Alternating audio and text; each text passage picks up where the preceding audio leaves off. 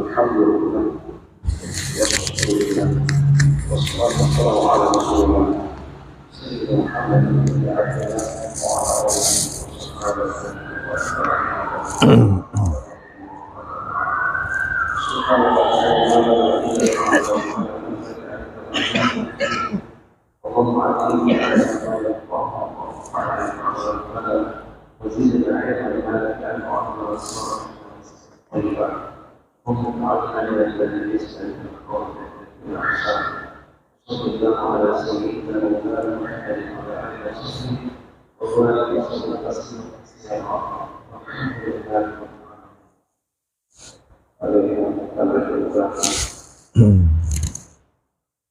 صلى الله عليه وسلم.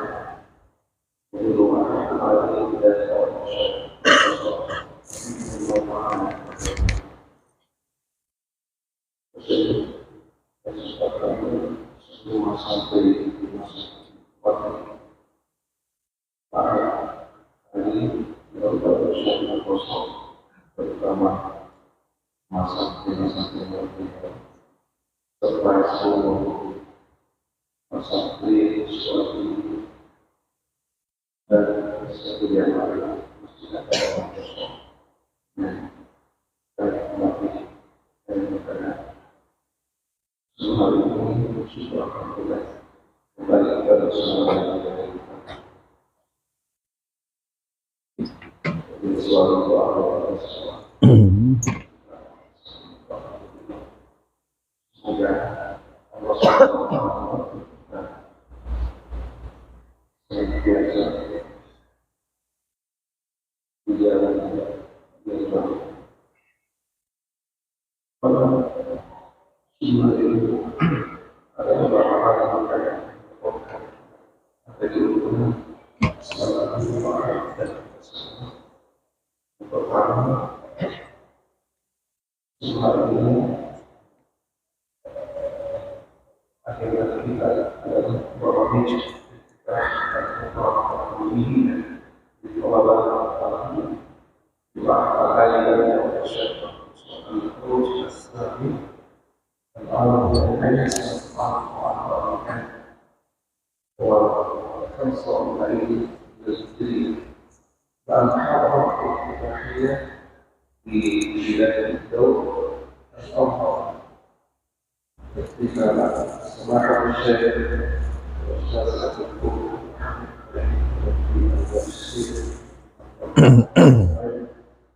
بعد علي هذا di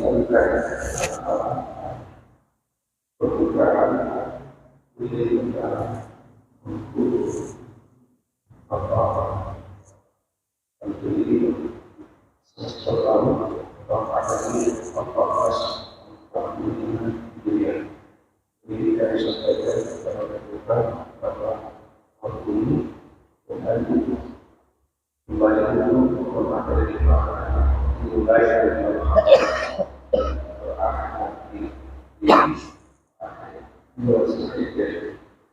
sebelumnya bersyawarah mulai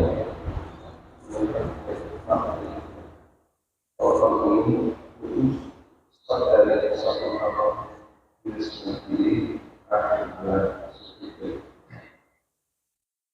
lalu apa dunia yang sementara ini sudah berlangsung dan dari sudah mengawali beberapa dunia di dalam suatu melalui dan berakhir di dalam selama bulan namun pembukaannya secara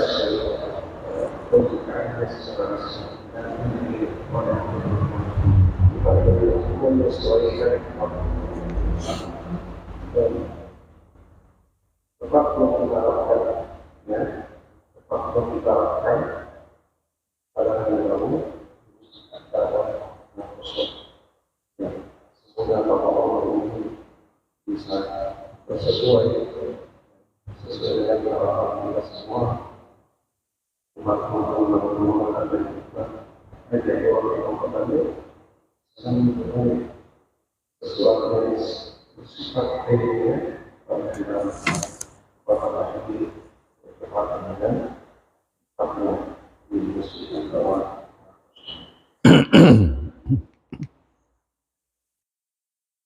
yang kedua kami akan melakukan kepada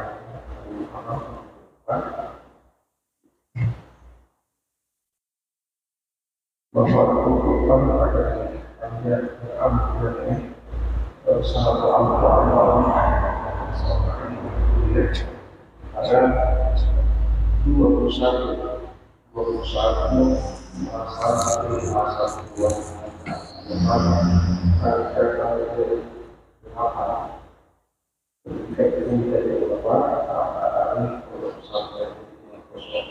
dilakukan proses setelah melewati tahun tempat dari tahapan pertama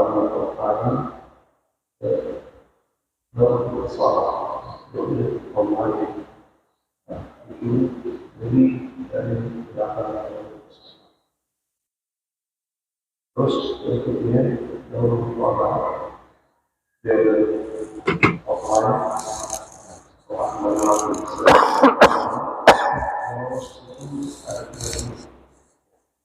ada 30 yang terus sebelumnya yang 30 terus dalam ketika kembali di sana sampai kalau saya sebutkan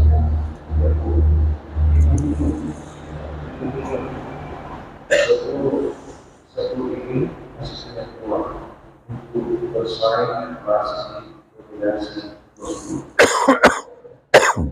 lalu tahapan ketiga mereka melewati tes Al-Quran tes Al-Quran langsung kembali di Bandung kemudian Syekh Muhammad kamu sebagai dokter dan juga salah seorang dari masyarakat untuk tes Al-Quran ini tes Al-Quran ini ternyata sudah beberapa orang yang tidak terjadi karena seperti tadi sebelum tadi menggunakan Al-Quran kemampuan untuk membaca dan menulis bahkan yang tidak berbaris kemampuan baca kitabnya dari secara kualitas kalau sudah bersama macam-macamnya dan yang menjadi kualitas dari kebenaran apa mereka juga punya pengalaman dari Tuhan dari di kualitas mahasiswa. Lalu yang keempat tes wawancara di sini juga sudah dibuat sebuah dan akhirnya ada 20 yang lolos oleh seleksi kemudian ditambah satu ini dari secara khusus resiko yang berdasarkan sesuatu tadi ya bagaimana mengatasi bagaimana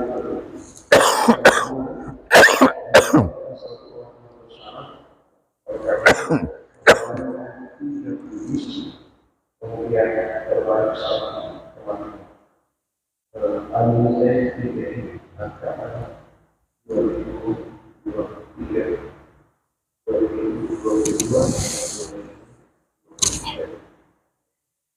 lalu bacaan kita bersama ini melewati jalur khusus sehingga diperkirakan untuk menempati kemudian 21 demikian jumlah mahasiswa yang tidak terima dan akademik 14 dengan berjumlah 2 orang.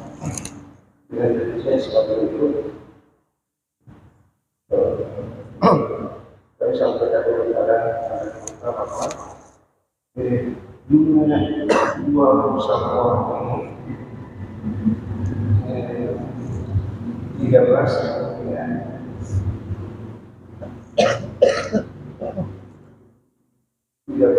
berasal dari menggunakan dal besar di 13 orang. Kemudian 6 diantaranya dari 11 orang diantaranya khusus dari pondok pesantren dan khusus 11 orang. Yang 11 itu datang dari Madrasah Al-Ikhlas dari khusus dan 4 dari pendidikan ilmu formal kuliah pondok pesantren dari khusus. Boleh dikatakan setelah dari rekrutmen tidak kami masuk lalu menjadi pondok pesantren baru kita masuk khusus. Lalu setelahnya itu kita bisa pada semua lembaga lain turut serta.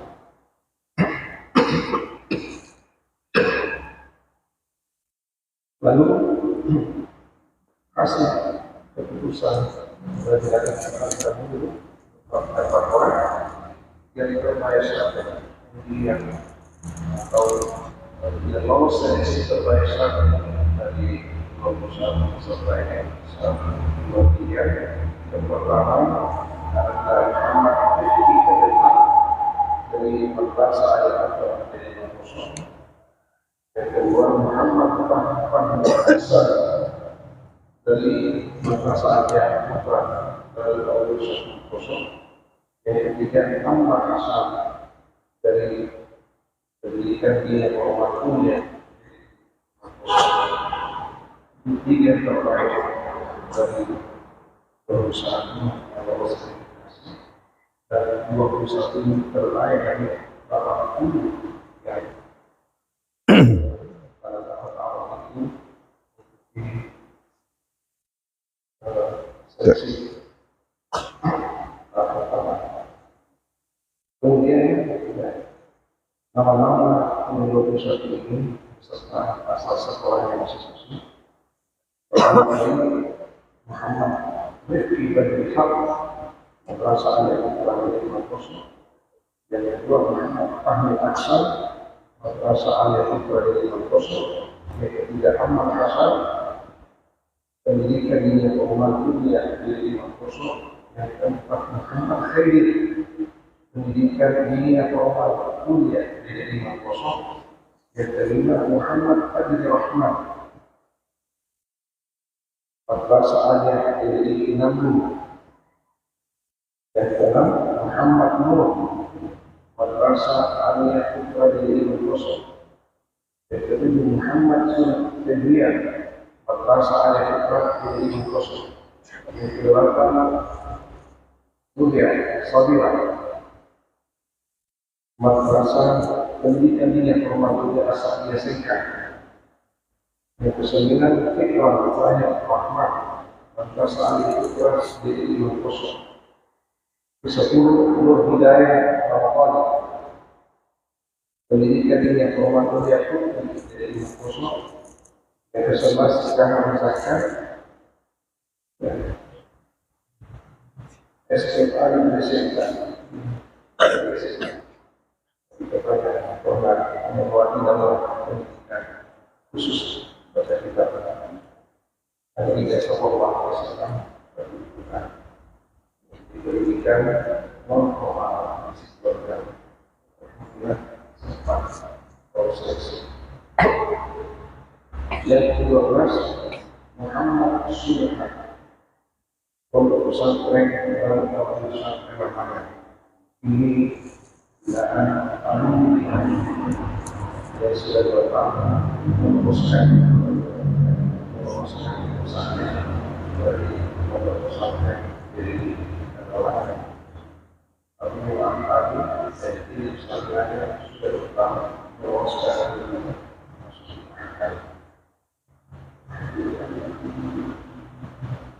selanjutnya 13 Muhammad Irfan dari khusus.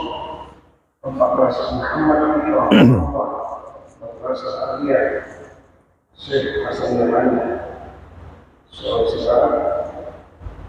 Berikutnya 15 Nurhadiah Mutlak Pondok Pesantren Al-Quran Polewaliaga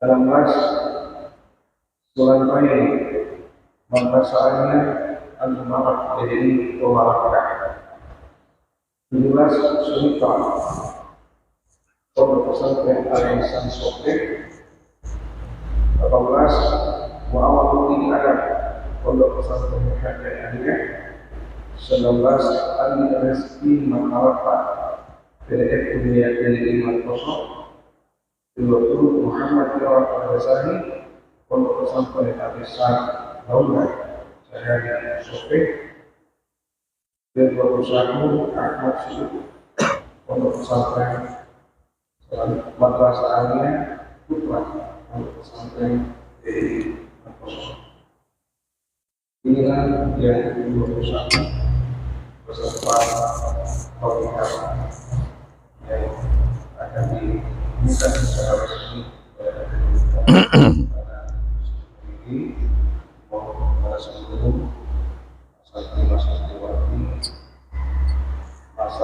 masa pribadi banyak dari ahli maupun dari sekolah ini sempat terdahulu untuk menemukan baik-baik dari awal yang akan dilakukan dalam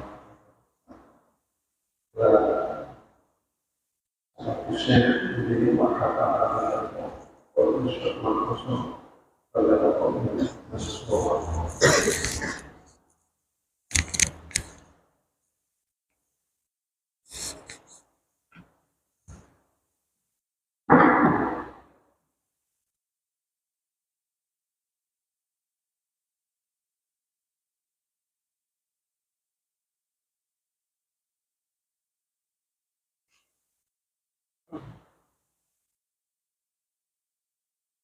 Assalamualaikum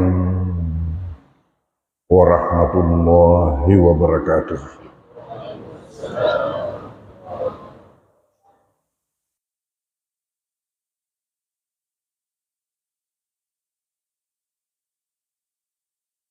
Bismillahirrahmanirrahim.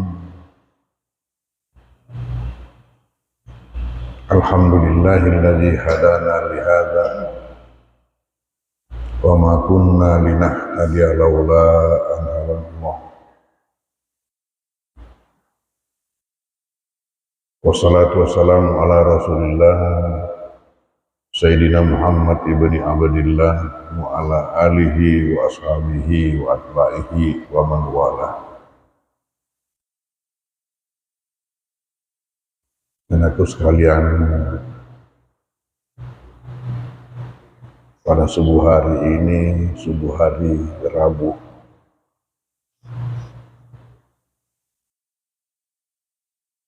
bersamaan hari dengan ketika Andre Guruta Mbok Dale membuka pesantren ini.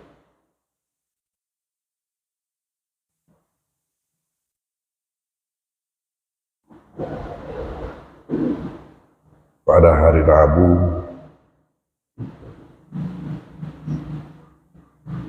(29 Syawal)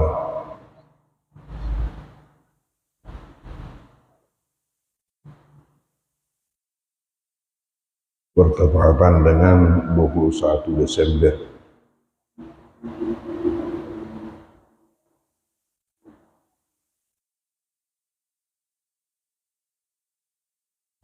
Hari ini juga hari Rabu.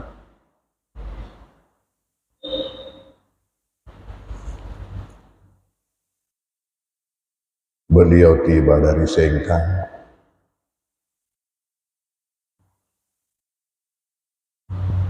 kemudian di masjid ini membuka pengajian perdana beliau. Kenapa?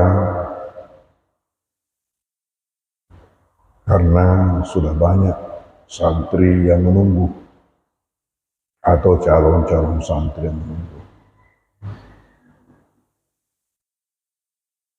Ketika beliau mengiyakan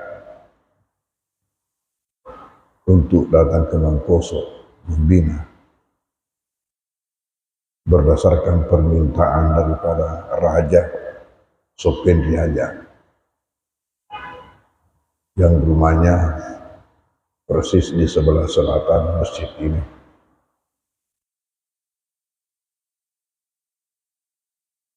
Atas permintaan beliau kepada Andre Gurta Haji As'ad Wang Haji Sadek,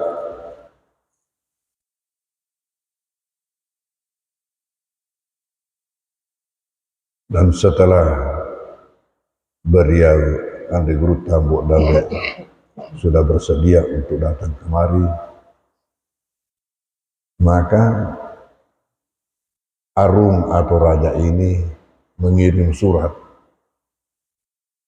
ke anak kampungnya yang kebetulan belajar di luar.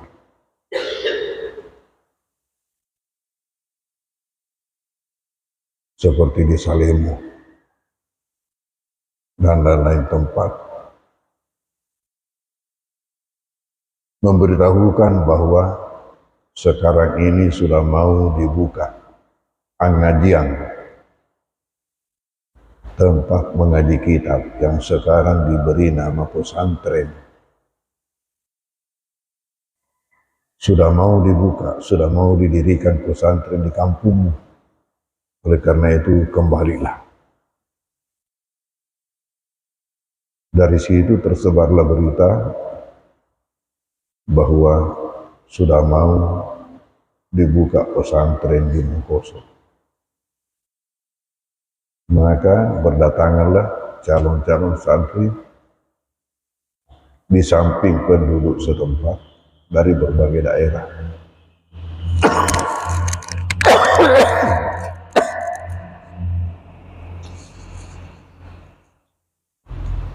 Ini masih ada berkahnya tanah suci ini.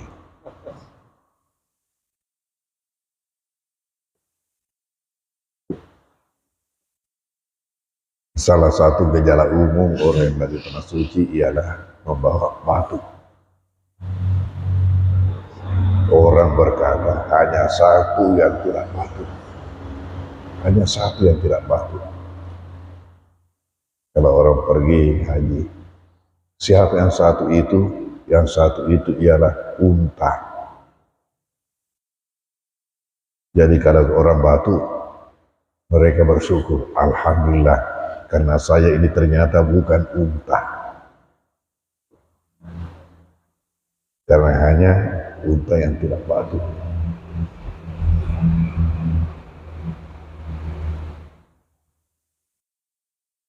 Oleh karena itu ketika Andre Gurta sudah tiba di sini, sudah banyak memang yang menunggu. Dibukalah, beliau memberikan pengajian perdana tanggal 21 Desember 38.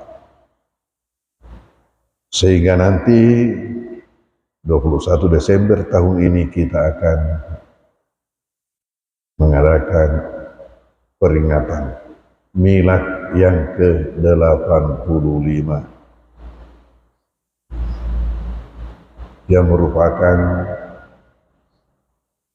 milad akbar, karena di sini telah diagendakan untuk setiap tahun mengadakan peringatan hari lahir atau milad pesantren yang sekarang ini sudah dinilai sebagai milad Darud Dakwah wal Irsyad.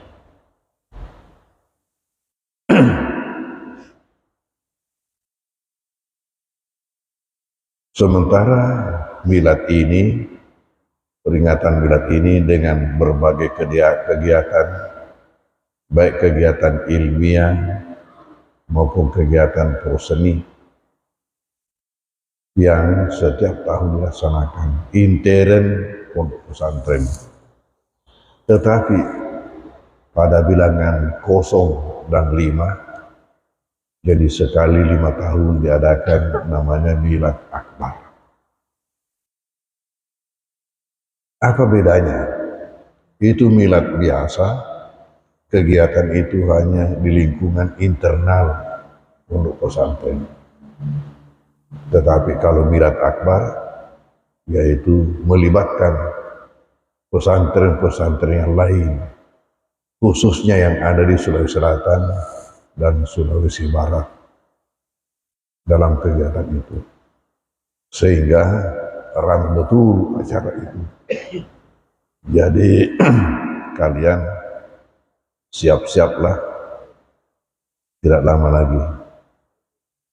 Ya, kita sudah merancang ini untuk mengadakan rapat persiapan menghadapi milad itu, karena akan dihadiri oleh begitu banyak pondok pesantren dari luar.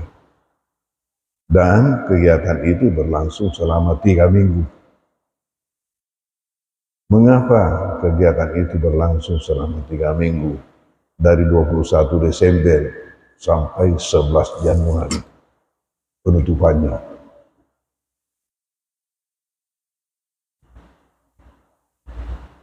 Karena ketika Andre Gurta memberikan pengajian, awalnya sendirian di masjid ini. Sambil beliau memberikan pengajian, beliau itu tes jalan santri-santrinya.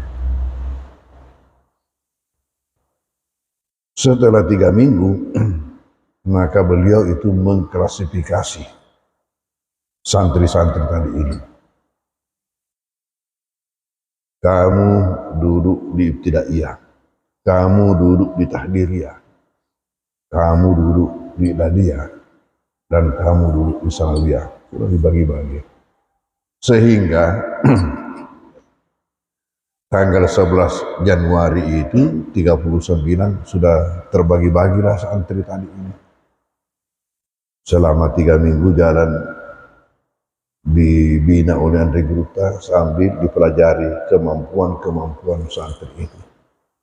Sampai 11 Januari dibagi-bagilah. Maka kalau tanggal 21 Desember hari lahir pesantren, 11 Januari hari lahir madrasah. Karena sudah terbagi, sudah ada yang masuk di tahdiriyah namanya, yaitu yang tidak punya dasar, yang masih kosong betul, termasuk baru mau diajar mengaji. Kemudian ibtidaiyah yang sudah punya dasar sedikit, sanawiyah, idadiyah yang sudah ada dasar dari luar, dibagi-bagilah. Kemudian seterusnya Andre Gurta hanya mengajar kelas yang di atas. Sementara itu setengah hari. Setengah hari kelas yang di atas ini diberikan tugas mengajar adik-adik kelasnya. Kelas yang di bawah. Waktu itu tidak ada namanya SPP.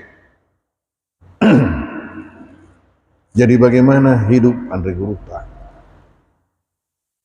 Jadi sisinya kelas yang di atas yang diajar itu yang turun nanti setengah hari mengajar adik-adik kelasnya. Tidak ada SPP.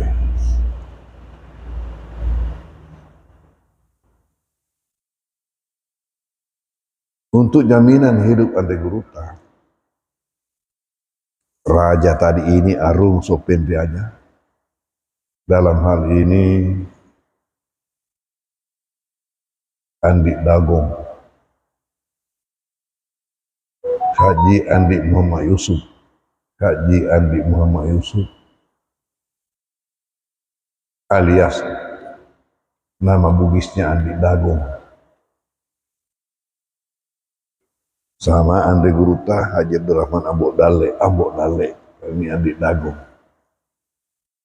Jadi satu Ambok Dale ade, satu Andi Dagong juga ade.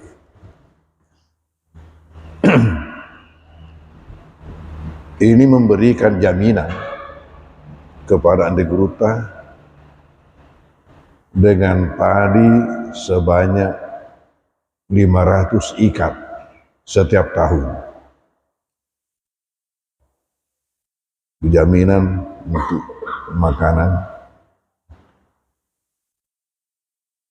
Kamu tidak melihat Dulu orang menuai padi memakai alat khusus, satu-satu dipotong-potong begini, diikat. Satu ikat itu kalau ditumbuk isinya antara 6, 7, 8 liter.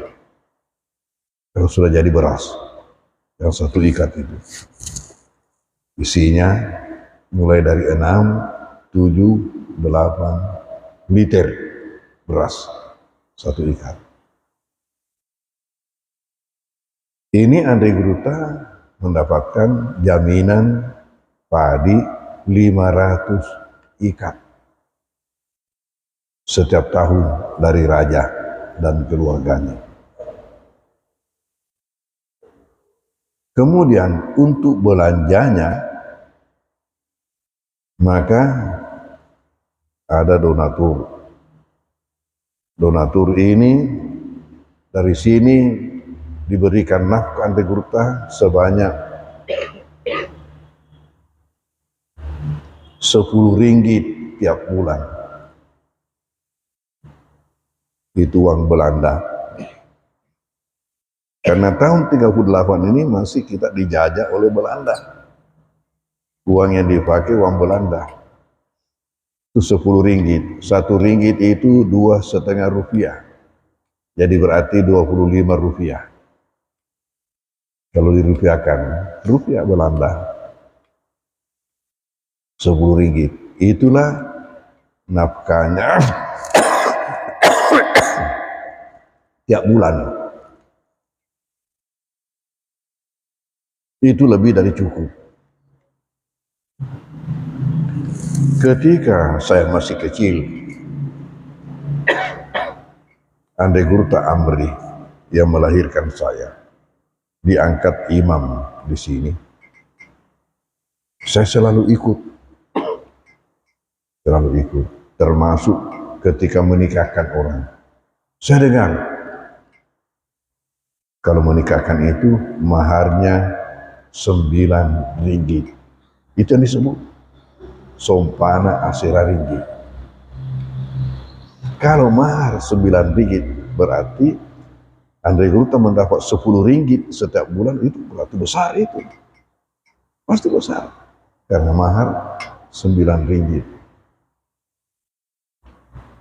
Orang pergi belanja itu hanya memakai benggol. Ya, uang Belanda itu ya mulai dari camiri, sen, ketip, suku, ya itu.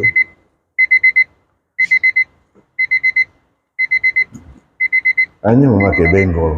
Benggol itu 2,5 sen. Pakai 1 benggol, 2 benggol, pergi belanja di pasar. Berarti hanya 2,5 sen atau 5 sen belanjanya itu. Ya. Sementara di atas benggol itu adalah tali. 1 tali itu 10 benggol. 10 tali 1 ringgit. Jadi berarti yang 1 ringgit itu 100 benggol. Ya, bagaimana besarnya itu. Orang pergi belanja, hanya belanja yang 1 ketip, 1 sen. Sementara 1 benggol itu besar. Ini Andre Gruta mendapatkan jaminan dari masyarakat di sini setiap bulannya adalah 10 ringgit. 10 ringgit. Itulah dapatkan Andre Gruta. Sini. Lalu tadi ini tidak ada SPP. Tapi bagaimana caranya? Yang diajar Andre Gruta itu tugasnya mengajar adik-adik kelasnya. Sementara kelas yang dibawa ini tidak membayar SPP, tapi tugasnya adalah menumbuk padinya Andre Gruta. Ditumbuk padinya dan pergi mengambilkan kayu bakar di Burancie atau di Bulu Lampang, ya itu tugasnya itu, dan mengisi kolam mandi, kolam air mandinya Andai Guruta. Di belakang rumah itu ada kolam, itu kolamnya selalu isi. Itulah tugasnya kelas yang dibawa di Gilir itu, tugasnya itu ambil kayu bakar di Burancie atau di Bulu Lampang, menumbuk padi, karena padi ini harus ditumbuk 2 kali, ya, ditumbuk dari padi ya menjadi gabah, kemudian dari gabah ditumbuk dengan dengan lesung batu, baru menjadi beras. 2 kali dikerja. Itu kelas yang dibawa di Gilir.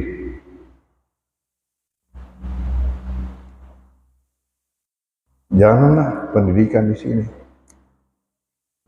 Dan inilah ya dari tahun ke tahun akhirnya masuk pelajaran umum. Jadi awalnya pelajaran umum itu memang masuk dalam pelajaran agama. Di situ dimasukkan.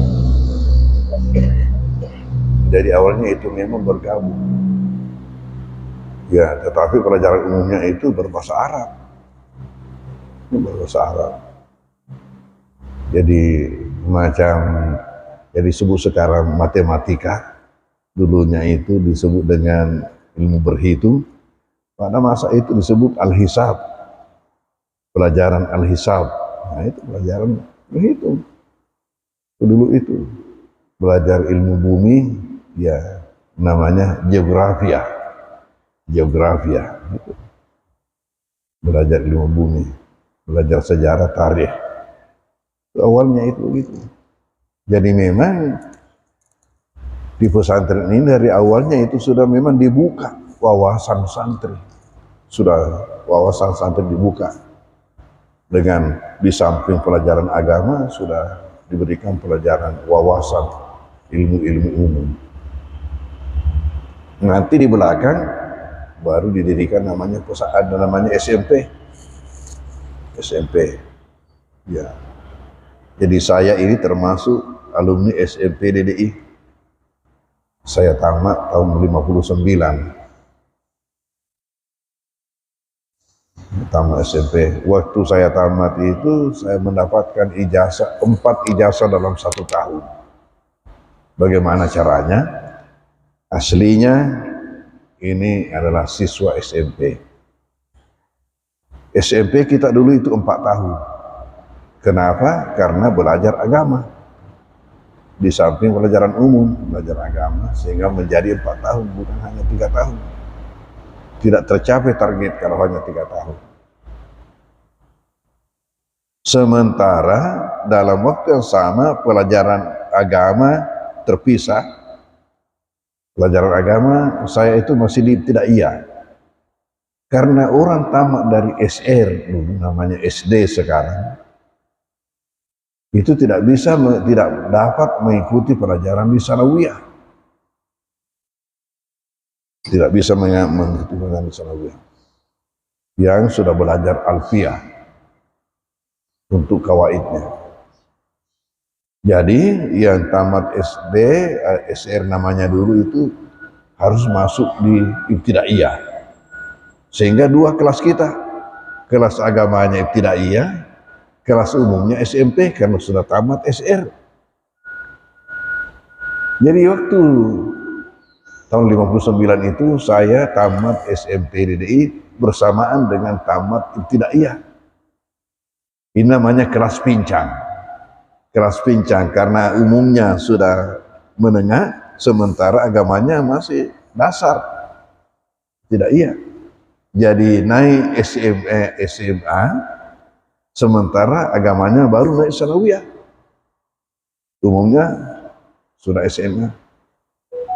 Inilah yang menyebabkan di antara santri-santri di sini, karena ikut ujian persamaan namanya kalau ikut di luar, ya tadi ini sudah dapat intern, dapat SMP, dapat ibtidaiyah. Ekstern dapat biasa di luar, ikut ujian SMP negeri. Nah, jadi dapat juga ijazah SMP negeri. Ikut ujian PGAP, pendidikan guru agama pertama 4 tahun. Jadi dapat juga ijazahnya. Jadi 4 ijazah dalam 1 tahun. Kebetulan tidak bersamaan ujiannya, jadi bisa dapat semua.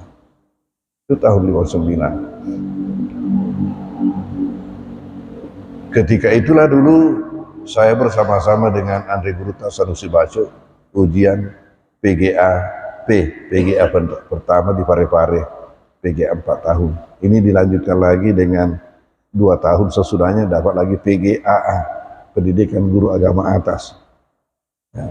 Nah, banyak santri ya mendapatkan ijazah PGA 6 tahun padahal agamanya masih di sanawiyah di Mangkoso, belum selesai. Apa yang terjadi?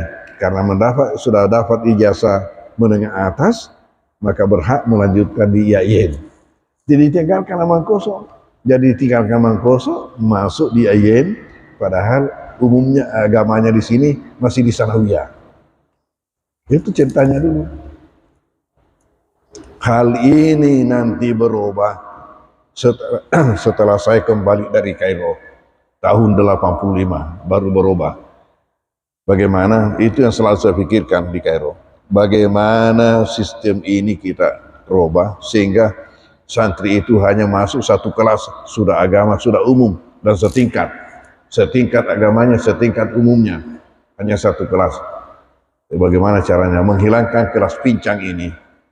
Lalu di situ terpikirkan bagaimana kalau pelajaran ibtidaiyah ini yang 3 tahun atau 4 tahun itu diintensifkan hanya menjadi 1 tahun.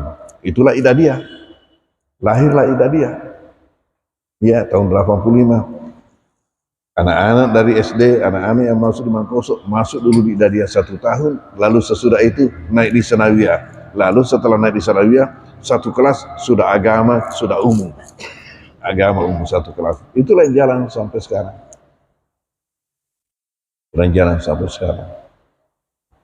Jadi Mangkoso ini pintu gerbangnya adalah Idadiyah. Ya. Pada awalnya tentu mendapatkan tantangan karena ada yang menganggap dirugikan 1 tahun anaknya karena teman-temannya lain sudah begitu tamat SD langsung masuk SMP. Ini belum masuk SMP. Ya, masuk kelas 0. Dianggap dirugikan. Tapi ya kita tegas. Ya sudah tekan. Ya, dilaksanakan. Ya ternyata ujung-ujungnya menjadi pilihan. Ya coba tahun ini sekitar 700 santri yang kita terima di Idadiyah. Dan tempoh hari pada hari Ahad yang lalu kita melaksanakan ya penerimaan secara resmi santri-santri kita yang jumlahnya lebih 1.600 santri seluruh tingkatan yang kita terima. Di antaranya itu tadi Idadiyah sebanyak itu dan Mahatali sebanyak 21. Inilah di Mangkoso. Anak-anakku semua, yang penting buat kalian tidak ada lain kecuali sucikan niat kalian. Insya Allah kamu akan dapat berkah. Sesuci apa niatmu masuk di sini, sebanyak itu berkah yang akan kamu dapatkan. Bisa saja seseorang itu tidak terlalu cerdas mengikuti pelajaran, tapi karena niat yang suci, apa yang terjadi? Setelah dia keluar, Tuhan itu mengingatkan semua pelajarannya setelah dia keluar. Bisa memberikan jawaban terhadap pertanyaan-pertanyaan masyarakat yang dihadapkan kepadanya. Itu berkah daripada kesucian niat ketika belajar. Malah ada dulu di sini santri karena dia otaknya agak terkebelakang sampai tidak tahu mau didudukkan di mana. Tidak bisa diketahui dia mau didudukkan di mana. Di mana saya dudukkan? Hanya menganga saja mengikuti pelajaran, menganga. Ditanya tidak bisa menjawab. Akhirnya apa kerjanya? Kerjanya hanya melayani Andre Guruta. Dengan prinsip dia itu, kapan kamu melayani namanya Pak Kiai, melayani Andre Guruta, kamu pasti dapat berkah. Sebanyak apa pelayananmu, sebanyak itu pula berkah yang kamu dapatkan. Itulah yang dia kerjakan, hanya itu. Tidak bisa didudukkan di kelas. Ada juga dulu dari Kendari, ya orangnya sudah agak usia, dan kepalanya sudah licin, botak. Itu. Waktu itu santri-santri tahu, mandinya santri di sini di mana? Di sungai. Itu air sungai itu agak banyak air sungai waktu itu. Mandinya rata-rata santri di sini, ya mandinya di sungai. Belum seperti sekarang ini, mandinya di sungai. Ya, tempat BO-nya itu di seberang itu. Dibawa pohon-pohon di sana di situ, baru turun di sungai mandi kerjanya. Dan ini ya yang botak karena malu memperlihatkan kepalanya karena botak. Jadi dia memakai songkok itu pergi mandi. Nanti kalau mau menyelam baru pergi lagi. Dilepas songkoknya baru kasih menyelam. Baru naik lagi dipasang lagi songkok. Itu juga ya agak terkebelakang. Lalu bagaimana dia itu, pokoknya dia ikuti saja kelasnya. Di mana kelasnya naik dia pokoknya ya ikuti saja kelasnya. Begitu sampai dia pulang ke kampungnya. Ya Allah. Ya. Kalau yang dari Madura ini begitu tidak tahu, hanya menganga. Tapi dia punya prinsip, pokoknya layani guruta, melayani ulama, layani kiai. Kapan kamu layani kiai, maka kamu pasti dapat berkah. Pulang ke kampungnya sudah diangkat kiai di kampungnya.